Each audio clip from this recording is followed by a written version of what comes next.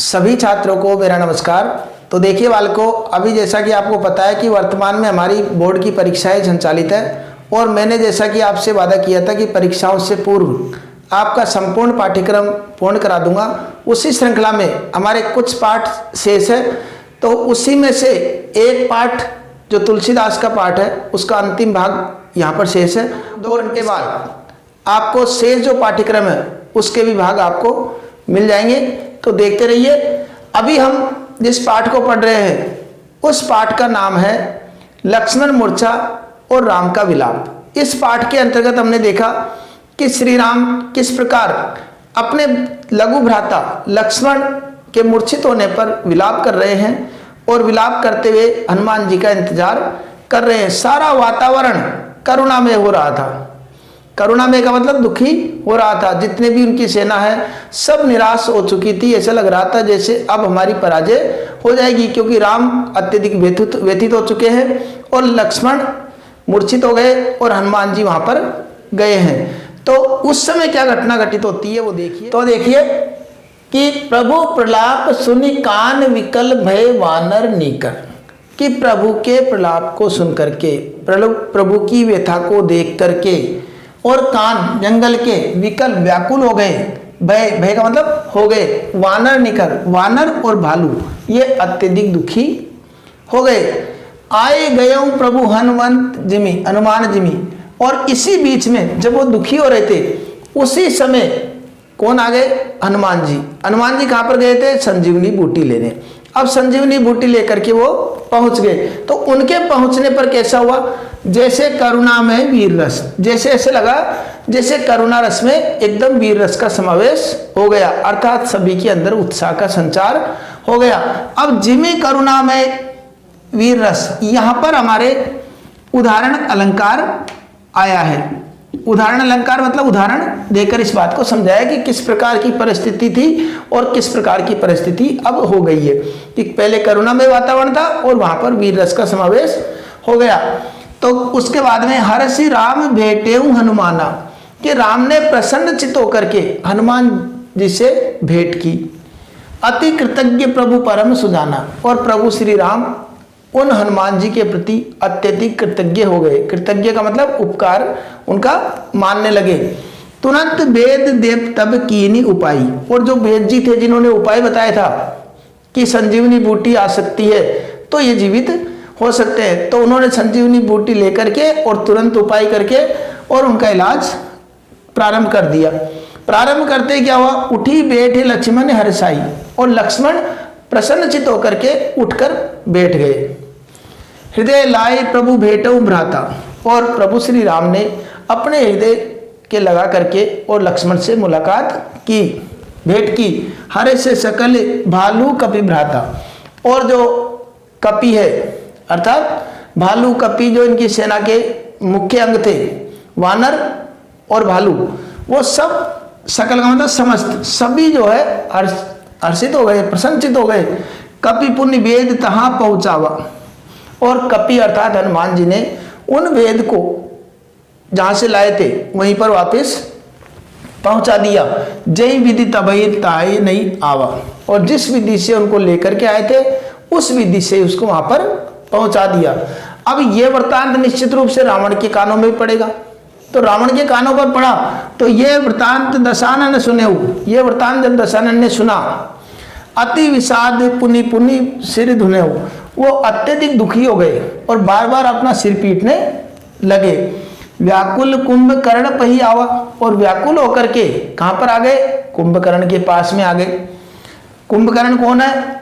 ये रावण का भाई है, जो कि विशाल काय शरीर वाला था, और उसके पास आ गए, उसको जगाया, और जगाने के बाद में विविध जतन कर ताई जगावा, विविध प्रकार से, क्योंकि कुंभकर्ण की जो निद्रा थी वो आसानी से टूटने वाली नहीं थी, क्योंकि 6 महीने वो सोते थे। उसके पूर्व उनको जगाने का प्रयास किया गया, बहुत प्रयत्न किया, प्रयत्न करने के बाद में उनको जगा भी दिया। जागी निशाचर देखे ही कैसा, और कुंभकर्ण जगने पर किस प्रकार दिख रहा था वो राक्षस? मानव काल देही धरि वेशा, मानव साक्षात काल ने शरीर को धारण करके और वेश धारण करके और धरती पर अवतरित हो गया हो। कथा कही सब तेहि अभिमानी।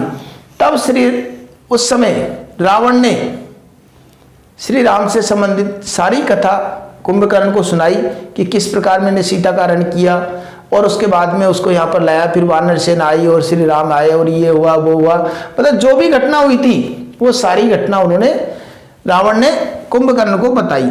यही प्रकार सीता हरणी, जिस प्रकार से वो सीता का हरण करके लाए थे तब से सारी घटना उन्होंने सुना दी। तात कपन सब निश्चर मारे, और क्या कहने लगे, हे तात, तात किसके लिए, कुंभकर्ण के लिए, कि कपिन है, कपिन मतलब वानरों ने हमारे सारे राक्षसों को मार दिया है। महाजोधा संगारे, और महान योद्धाओं का संहार कर दिया, सबको मार दिया। कौन कौन से को, दुर्मुख नाम है, सुर रिपु मनुज आहारी, इस प्रकार के नाम है। उन सबको भट अतिकाय, अत्यधिक महान योद्धा, अकंपन, इस प्रकार के जो नाम है, इन सबको, इतने महान योद्धाओं के सबके नाम है। दुर्मुख, सुररिपु, मनोज आहारी, मनोज का आहार करने वाला, और अत्यधिक योद्धा, अतिकाय और अकंपन, इस प्रकार के समस्त योद्धाओं का उन्होंने वध कर दिया। अपर महोदर आदि की वीरा, और अन्य जो धरती पर बड़े बड़े वीर थे हमारे, वो सब धाराशायी हो गए। पर परे समर मही सब रणधीरा, और सब कहां पर पड़े हुए हैं, समर युद्ध भूमि पे, मही का मतलब धरती पर, समर का मतलब युद्ध की भूमि पर सब रणधीरा, रण में कुशल व्यक्ति सब वहां पर पड़े हुए हैं। सुनि दस्कंदर वचन, तब उस प्रकार जब उन्होंने रावण के वचन सुने कुंभकर्ण ने, तो क्या प्रतिक्रिया की, कुंभकर्ण विकलान, कुंभकर्ण अत्यधिक व्याकुल हो गए, दुखी हो गए। जगदम्बा हरि, और क्या कहने लगा कि जगदम्बा हरि हानि, कि तुम जगदम्बा, साक्षात मां जगदम्बा का हरण करके, और तुम अब सठ चाहत कल्याण, हे मूर्ख, तुम अब अपना कल्याण चाह रहे हो।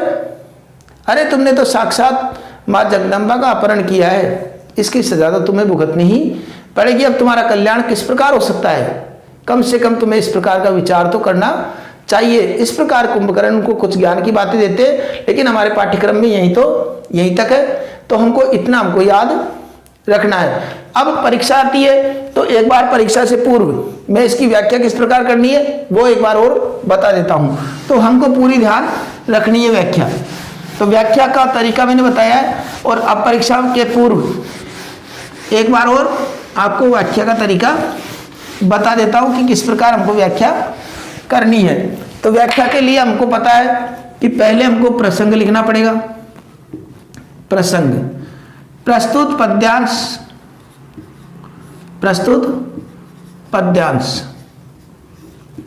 हमारी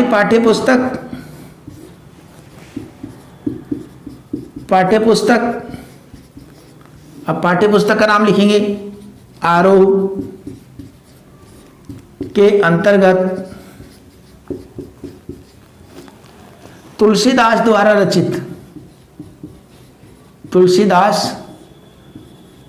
रचित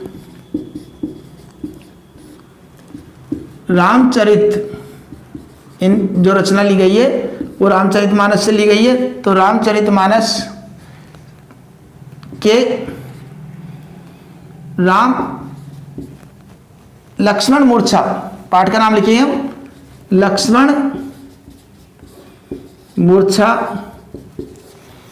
राम का विलाप, शीर्षक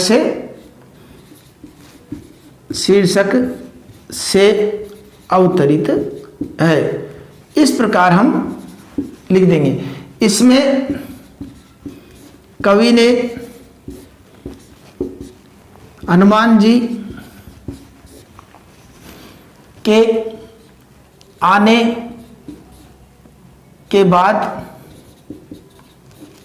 की परिस्थिति का